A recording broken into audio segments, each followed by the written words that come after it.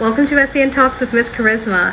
In my last video, I spoke about teachers' binders, the importance of teachers' binders, how I set up my teachers' binders, and what I put into my teachers' binders. So if you have not set up a teacher's binder yet, or you want to know what should go into your teacher's binder, please check out that video, because I feel like this is a teacher's lifesaver. You need to have a teacher's binder because it is so beneficial. So please go and check out that video.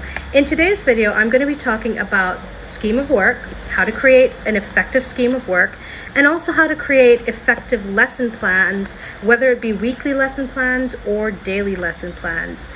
So let's get started. Now, I know every teacher has a different style when it comes to creating a scheme of work and creating lesson plans. Everyone is different, everyone's an individual. So I'm just taking you through what I find is important. And from there, you can go on and create your own scheme of work and lesson plans. So I feel in order to create effective schemes of work and effective lesson plans, there are three parts. First is the pre-activities that you're going to be doing. Second is what you're going to be putting into your scheme of work and your lesson plans. And the third is always going back, and so it's kind of like your post-lesson planning notes that you're going to be doing. So pre, during, and post. Those are the three things that will set you up for beautiful and effective scheme of work and lesson plans. When it comes to the activities or tasks that you as a teacher are going to have to do in order to create these effective scheme of works and lesson plans, I would say it can also be divided into three things. Number one is to really go and read all the assessments. And this is also whether you've been working with the child for a little while. Go back and look at your notes. Go back and look at the original assessments that you looked at. There might sometimes be something in there that you did not pick up on your first reading, but then it kind of clicks your second time around. So go back and look at those assessments. If there are any assessments done by healthcare professionals, have a read of that. If you can sit down and have an honest, open conversation with the parents about what they feel their child finds difficult, what they feel their child is capable of doing, that is also a great way to start. If they're coming from a different school, if you can liaise with one of the teachers that they've been working with over there to get some better background information about the child, I feel that's something that as an SEN teacher we really need to do. Because in order to create an effective scheme of work, we need to know our child. The second part of that would be to set up your own assessment. So say, for example, you've heard from a teacher that this kid struggles in spelling, doesn't have the basics for math, can read but doesn't have much comprehension. You're going to need to know what level to start at in order to create your scheme of work. So get that information, create a mini assessment. It doesn't have to be very detailed.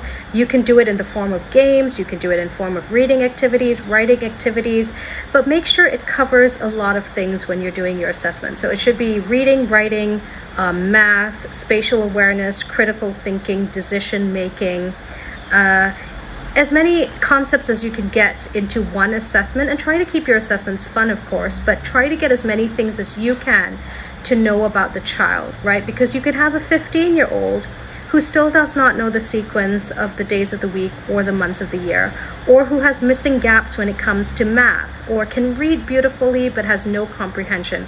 So you need to know what level to start them at in order to create an effective scheme of work.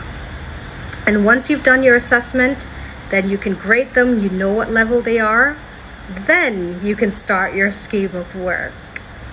So now that you've created your assessment, you can move on to your scheme of work.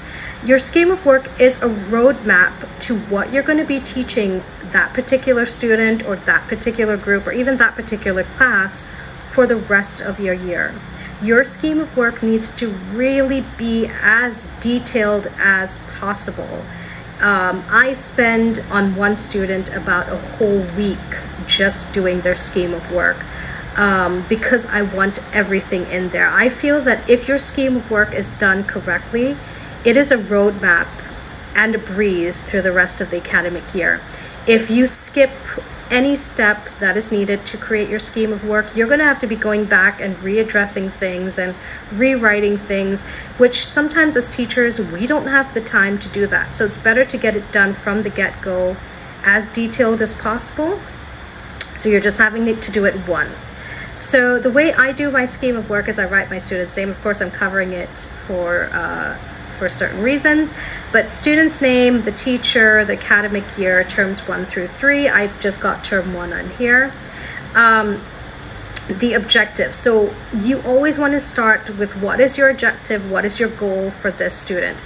So the way I divide it is I put objectives and goals, and then on the bottom I go through each breakdown. So for example, this child, their goal is this academic year is to work on the ability to visualize and verbalize for language comprehension and thinking. In addition to this, we will continue to review basic math facts, real-world application to math concepts, review geographical facts, work on spatial awareness, work on instruction taking, creativity, and motor skills. We will be working throughout the year on English, math, geography, and logical puzzles. So that's what I've written as my goal for the year. I've also written here that I would like the child to work independently at the end of the year. Because this child tends to be quite dependent on me when they're learning new concepts. And then I see what I've done for English, what I'll be doing for English, what I'll be my goals and objectives for math, my goals and objectives for geography and world facts. So once you've got your objectives and your goals set up, you can then start breaking it into what you'll be doing every week. Or in my case, I break it down to the daily, so what I'll be doing every day, and what books I'll be using, what materials I'll be using, the resources that I'll be using, the activities that I'll be doing for that day, and I even put in when the holiday will be. So that's how I set it up in terms of my scheme of work. So that's how detailed it should be.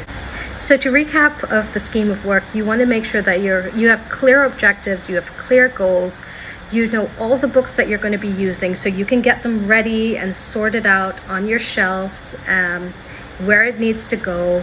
You know each week what you need to take to school, what you need to print out, what you're going to need to do. Once you've got that set, it is a breeze to create your lesson plans. And that's what I'm going to show you now. Now that you've completed your scheme of work, you are ready to start your lesson plans that you can do weekly or by day. It's really entirely up to you. But I always say that there are 4 key components to every effective lesson plan. The first is to always identify your objectives. Now, you've already identified your objectives in your scheme of work. Go back to those objectives. Have that in mind when you're creating your lesson. So always have your objectives for learning as number 1. Number 2 is develop your introduction. How are you going to introduce this topic to the child? How are you going to introduce it to the group or the class? For example, if you're doing the periodic table, are you going to come in dressed up and start rapping the periodic table? How are you going to introduce this concept to grasp their attention and create a positive learning platform for this concept? So that's number 2. Number 3 is how are you going to teach them the subject? So once you've created the introduction, what are you going to do to teach that topic? You can talk about the page numbers, you can look at references. Are you going to show them a video? Are you going to teach them a little bit and like have a lecture for a little while and then show them a video, then do a hands-on activity? You need to have that sort of plan. Then for number 4 is you're going to check on whether they understood the topic. So whether it's through an assessment, whether it's through a game, whether it's through some other sort of hands-on activity, how are you going to let yourself know that they've grasped the concept, that they're not nodding their heads and saying they've got it, but they've actually got it? So those are the 4 things that you're going to be doing to ensure that your lesson plan is effective. And I'm going to throw a 5th one in there for you because I feel like this is a good one. You need to plan a conclusion as well.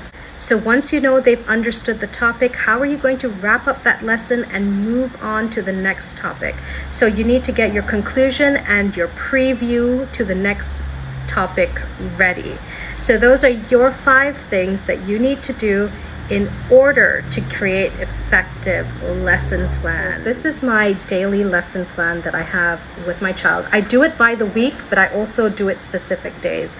So I have Wednesday, like what that class is, what I'm going to be doing throughout the classes, the time, right, throughout the classes. And these are, of course, estimate times. It can either be less or more depending on the day. But I also create a checklist at the end of what I need to do in order to set this lesson up. So remember, we are developing our objectives. We have our introduction to the lesson. We have our activities during the lesson. We have our conclusion and then our preview. So I've got all these to-do lists in order to make sure that I'm getting through that. So this is basically what I do as well here. So this one I've got as well, right? Week 2, this is what they're going to be doing for week 2. Then for week 2, I created a weekly pack for the students. So you see what page numbers they're going to have to be printing out and that sort of thing, because we're still online. So what page numbers they're going to be printing out, whether I told the parents all the page numbers, and then things to prepare throughout the week. So these are the remaining things that I have to prepare throughout the week. And as I go through and set up my day, so when I go back to, let's say, Friday, right, I'm going to go into Friday, see if I've got everything done for Friday. That is how I create my scheme of work and lesson plans throughout the week. I hope you enjoyed this video. My next video, I will be taking you through how I teach specific topics. I'll just be giving you little snippets of how I teach. So do check that video out. And like I said in the beginning, if you haven't checked about teacher binders, please go and look at that video as well. So I do hope you get some amazing and creative lesson plans out of this video, and I will see you next time. Bye for now.